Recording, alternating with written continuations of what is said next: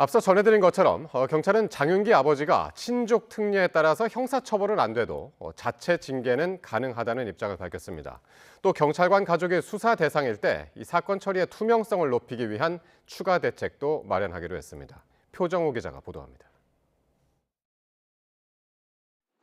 여고생 살인사건 피의자 장윤기의 아버지인 경찰관 장무경감은 아들의 자취방에서 훼손된 성인용품 리얼도를 여러 조각으로 해체해 폐기한 걸로 조사됐습니다.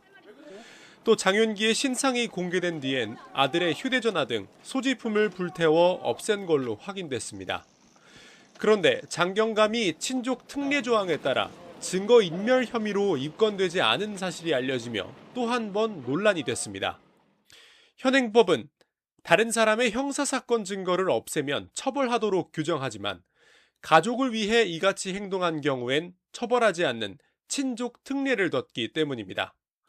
이에 대한 비판 여론이 인 가운데 경찰은 형사처벌과 별개로 감찰을 통해 비위가 확인되면 징계할 수 있다며 자체 징계 가능성을 시사했습니다.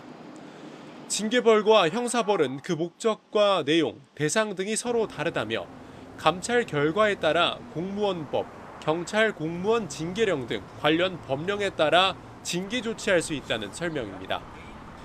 이뿐만 아니라 수사팀이 장경감에게 영장 신청 계획 등 수사 정보를 유출한 정황까지 드러나며 제19 감싸기 논란이 커지자 경찰은 재발 방지책 마련에도 나섰습니다.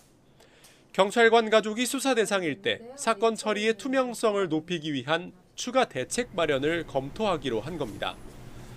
현재는 경찰 사건 문의 금지 제도를 통해 경찰이 담당 수사관에게 수사 중인 사건을 문의하는 행위 자체를 금지하고 위반하면 징계 등의 처분을 하고 있다고 설명했습니다.